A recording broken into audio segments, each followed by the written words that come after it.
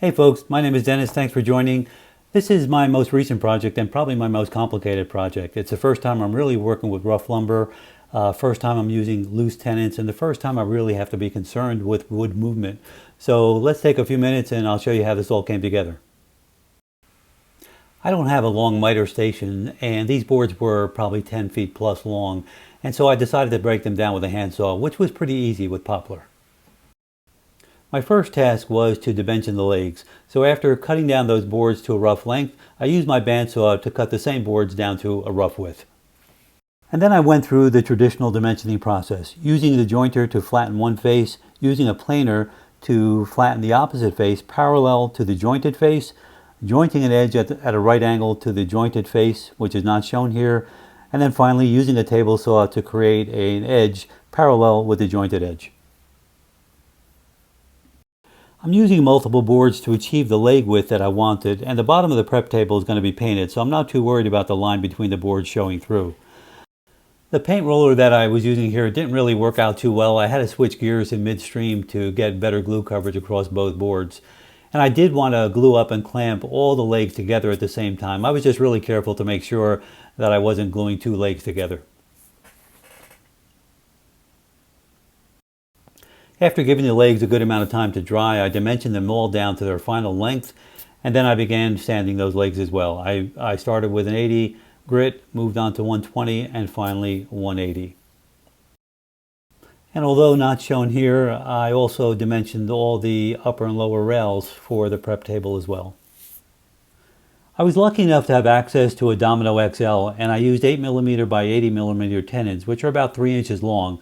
So that was giving me about 1.5 inches into the legs, as well as 1.5 inches of that tenon into the rails, which gave me a nice strong joint.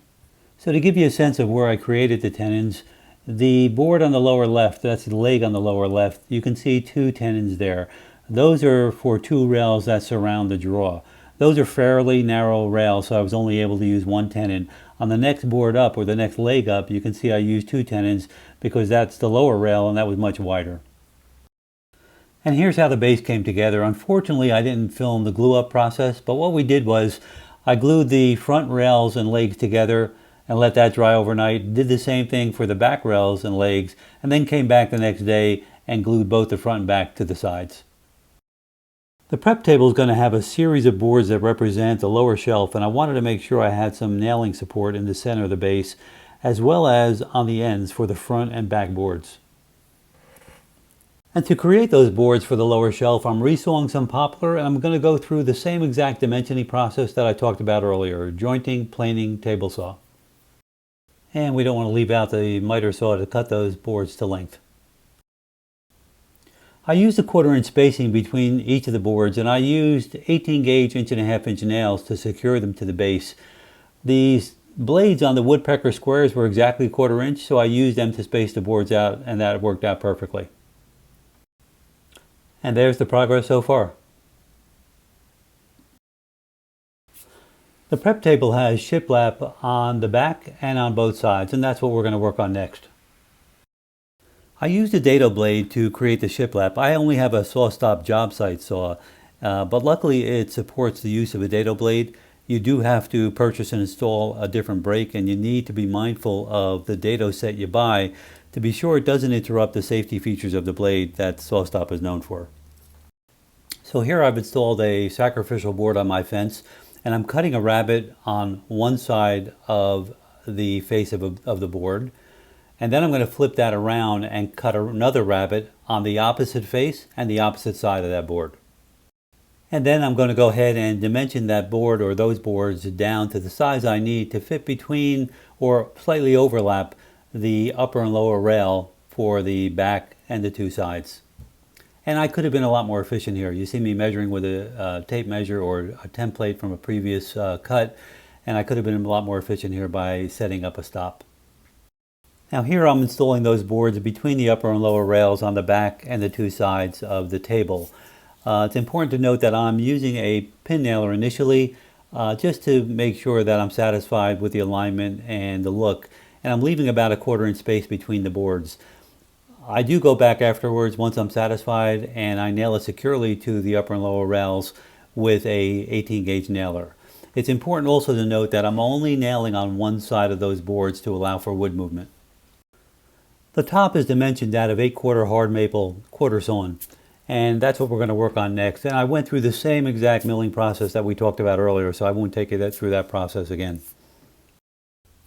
For alignment purposes for the glue up, I use domino tenons, but you can certainly use a biscuit joiner or even dowels to do the same thing. I did set the domino to a wider cut so that I have a little bit more flexibility when joining the boards together for the tabletop. I'm using my Festool saw and guide rail to dimension the tabletop. What you can hardly see, which is closest to my body, is I'm using a TSO product called the GRS 16 guide rail square, and that's going to give me a perfect 90-degree cut, and it does so every single time. Really impressed with their products. Afterwards, I gave it a good sanding, going through grits of 80, 120, and 180. Now we've got to fill that gap in the front of the table, and I've decided to do it as one big draw, and I'm doing it all in poplar, including the base. After cutting all draw parts to length and width, I'm cutting a groove in all 4 parts, front, back, and both sides. That turned out to be a mistake. More on that later. I decided to use domino tenons to attach the sides to the front and back. I'm drilling the mortises into the sides of the side panels and into the edges of the front and back panels, and that's going to give maximum strength when pulling and pushing on that draw.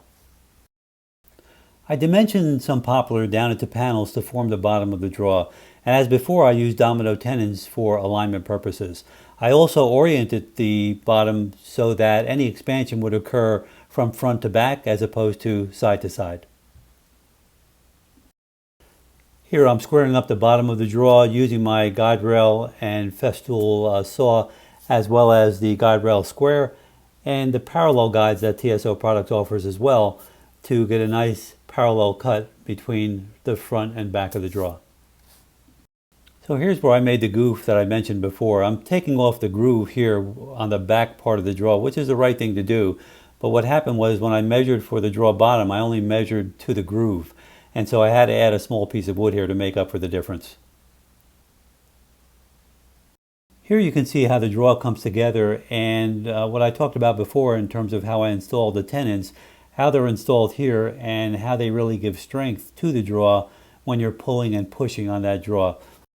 Remember, the short pieces are the sides, so you can see how I'm installing them here, where the pulling motion is going to be supported by those tenons to add a great amount of strength. So here's another mistake I made. I wanted to put glue in the groove on the front panel of the draw in order to push any wood movement towards the rear of the draw, and I neglected to do that. So what I decided to do was to use the domino to drill out some mortises and install a few loose tenons along the front with glue, and I think that'll work just fine. The next step was to fasten the draw bottom to the draw back, and I did that by creating 2 slots in the back of the draw bottom, fastening the draw bottom to the back with screws, and those slots will allow for wood movement and wood expansion. I used a Craig jig to keep the part of the draw slide that attaches to the base level, and then attach the other half of the slide to the draw box itself. I pre-drilled the holes to avoid splitting the wood, and then I fastened the screws with a hand screwdriver. And a quick test, and we are good to go. Now that the draw box is complete, I need to create a draw front. I'm going to use poplar to do that as well. I'm really careful with dimensioning the draw front, and I really want a tight fit so that I could sneak up on the 1/16 reveal I want on all 4 sides. And rather than using a table saw and a miter saw to sneak up on that fit, I'll go ahead and use a hand plane to do that. So it's coming together nicely at this point, and now it's time for some finishing touches. I used Andy Sloan's chalk paint for the base, and I applied about 3 coats, and I applied 1 coat of Andy Sloan's wax over the paint. I used pure white color for the base, and the wax actually toned that down a bit to give a really nice clean finish.